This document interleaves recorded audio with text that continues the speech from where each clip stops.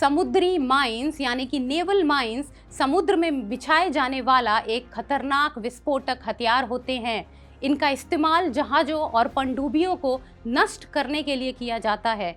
इसका उपयोग ठीक वैसे ही किया जाता है जैसे कि ज़मीन पर माइंस बिछाने के लिए किया जाता है। समुद्री माइंस को पानी में उपयोगिता और स्थिति के आधार पर अलग अलग श्रेणियों में बांटा गया है, जो कि इस प्रकार हैं। पहला, कॉन्ट्रैक्ट माइंस। यह सबसे पुरानी माइंस तकनीक है। इसे हमेशा पानी की सतह के नीचे रखा जाता है। इस माइंस में छोटे छोटे कांटे निकले होते हैं। यदि कोई जहाज इनसे टकराता है तो इससे धमाका होता है। दूसरा, मूरड माइंस। इन माइंस को अक्सर अधिक गहराई में रखा जाता है। मूरड माइंस को एक भारी लंगर से समुद्र की गहराई में पहुंचाया जाता है। जब भी कोई बड़े युद्धपोत उन रास्तों से गुजरते हैं तो विस्फोट होता है। तीसरा, बॉटम माइंस। इन माइंस को समुद्र की तलहटी में रखा जाता है। यह बहुत ही भारी होती है और उतनी ही खतरनाक होती है। इन माइंस से पनडुब्बियों और बड़े जहाज़ों को निशाना बनाया जा सकता है।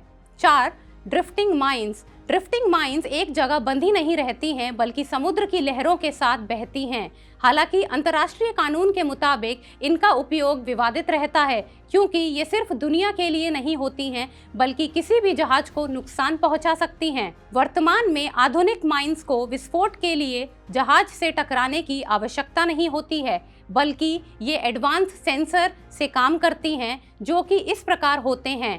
पहला, मैग्नेटिक सेंसर। जहाज लोहे के बने होते हैं, जिससे जहाज के पास चुंबकीय क्षेत्र बनता है। माइंस इन्हें भांप लेती हैं और फट जाती हैं।